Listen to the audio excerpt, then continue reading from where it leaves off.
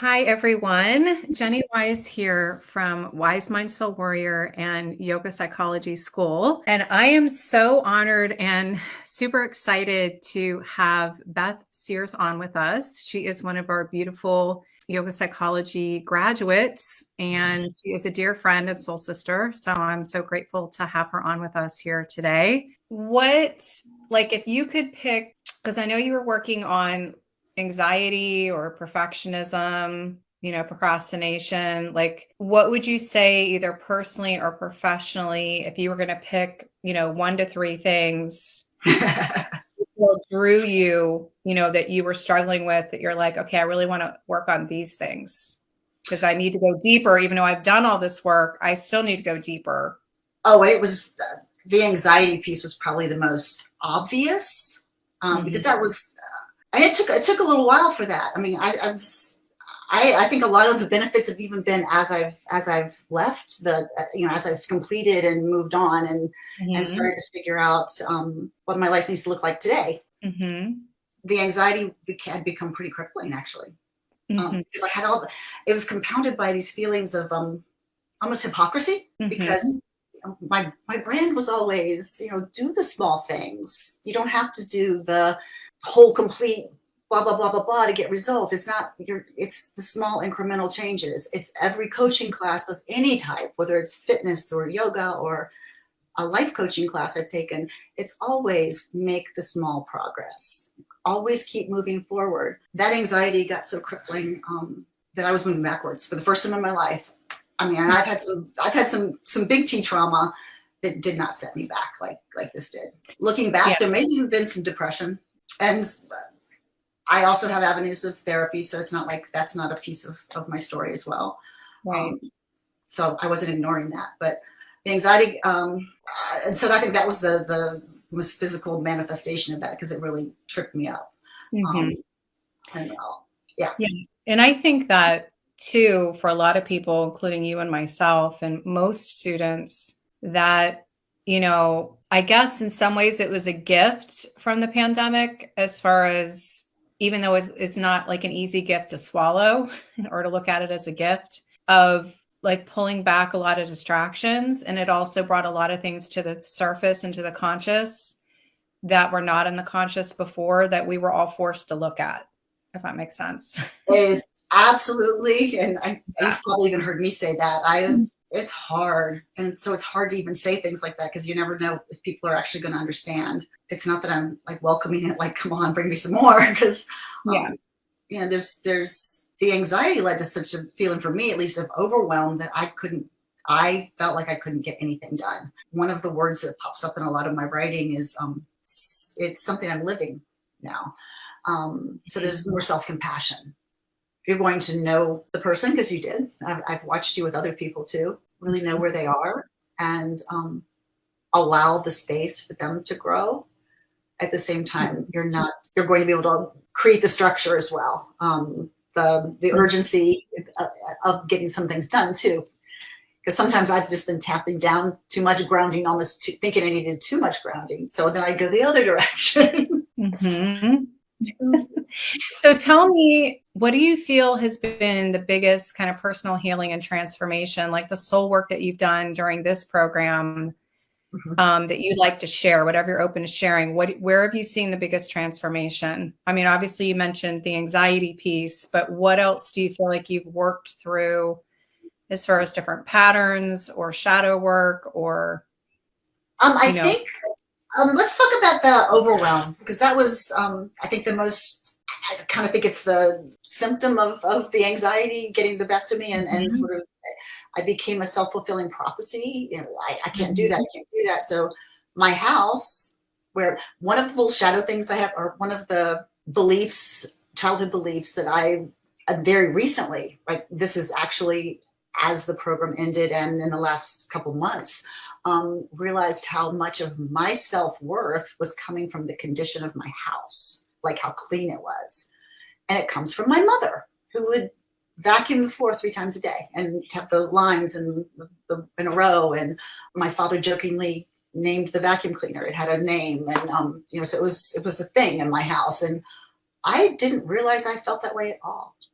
But then I think when my world kind of got smaller with COVID and we were all in the house and the girls came home with all of their things from college and started getting things for apartments, everything sort of exploded. It was overwhelming. And to the point where I can't find the things I need to find. I mean, just even to, I was really, my anxiety was increasing again. And so being able to use the tools and to examine some of these thoughts and to do a lot of the early childhood work, just looking at those. I'm not going to tell you I'm always at peace. I have a lot of vata. I'm a lot of in that time of life. It's cold and gray and that time of the year, but it's certainly easier to achieve. And as soon as it started working its magic, and I've been breaking down. My yoga practice is for me again.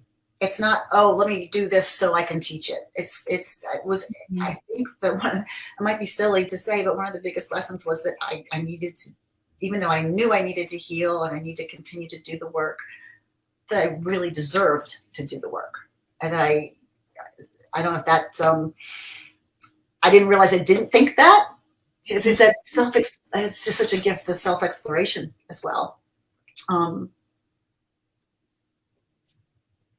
I do love that practice that you do. And then the write and burn is one of my favorite things too. I use that quite often. But to be able to work through the overwhelm, which of course the procrastination was a piece of that too. And I'm still figuring out what practices I need to put in to make that even better. Mm-hmm. So much of the anxiety and the overwhelm, it's all fear-based, of course. So, that's you're really addressing underneath it all. And there's always something new that pops up, which is kind of cool about life, because that's what we're doing, right? Continue to work on it. And they are. And I was doing that. They were coming in fast and furious. I was looking for the evidence to validate those bad thoughts.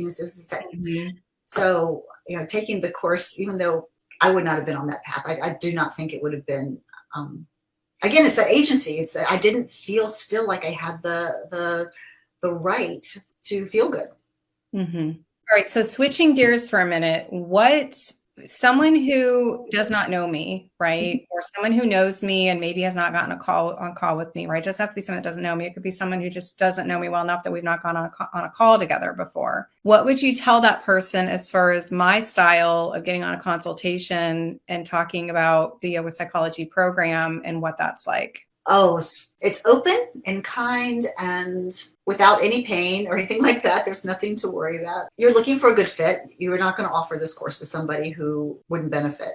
I mean, because that was a serious situation for me. I have a lot of yoga training. I didn't need to be able to say I had another yoga teacher training, but I did need your course. So I also think that you are quite knowledgeable about the rest of the world too.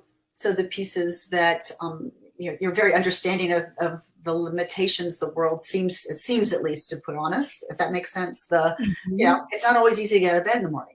It might sound great to go, oh, you should get up at this time, but you can't always do that, and it's cold and whatever. So you're finding the solutions so that you can sit and practice and allow your mind and allow those creative thoughts to come, which I was blocking. You ask wonderful questions. Yeah, it is very driven for the person that you're having the conversation with. It's very individual. I feel like I'm leaving something out here that I should say, because it's just always been so pleasant. I never had, and I'm not the best at picking up the phone and calling people. Actually, I'm kind of bad at it. And that comes from my mother too, because she sort of trained me to think that people would be bothered by me calling them. So I've had to get over that. Mm-hmm. But I don't think I ever had that with you at all. It's, if anything, it's too easy to talk to you. Yeah, I know. It's funny you said that, because a lot of times, well, majority of the time, I can't even think of someone, like, unless it was somebody that was just not ready and that they were in a place of like such distraught that they just weren't in the place, right? Outside of that, like if somebody's in a 911 emergency situation, you're not ready for this. But if you're somewhere in between like a 5 and a 10, So I'm kind of talking about someone on a scale, you know, if they're at a 1 or a 2 and they're in like an emergency, right? When you're in that type of place where you're just in a very dark place, or you're dealing with, you know, really bad, if your anxiety is so bad that you can't even like function, you're probably not going to be a good candidate. You're not going to be ready for this. Nope. So that's one of the main reasons why we do. One is it's a fit both ways, right? But a majority, like 95 to 98% of the time, it's not that we don't connect as a teacher and a student. You know what I mean? Like I don't have that as, because I get on a phone call with them just like I am with you right now. Like it's pretty much like, here, you know, what are you struggling with? Where do you want to go? What's the gap? Here's what I think we have that may help you with that. And if it's not a good fit, I'm going to tell them, you know, that's just what it is. But part of our process is we don't just like open the doors to everybody. So that's why I tell you, one of the biggest benefits, just the end result, if you will, relationships. Mm-hmm. It was getting kind of ugly there for a little while, and certainly couldn't point my finger externally the whole time, because I was certainly just as reactive, which I had worked really hard to stop being reactive. Mm-hmm. Life is really good at my house. Richard feels it, my husband. I mean, he's a different person, and he's done his own work. He's done his own stuff. So I have a very devoted husband. Let me put it that way. He's far from perfect. We're both far from perfect, of course, but a lot of it's me. It's my vibration's different, so it is definitely having an impact on the people around me. I love that. Yeah, and I can tell too. By the way, like I could tell, like also from our conversations. So you can tell online too, but like seeing you in person last summer compared to the summer before, huge difference in your vibration.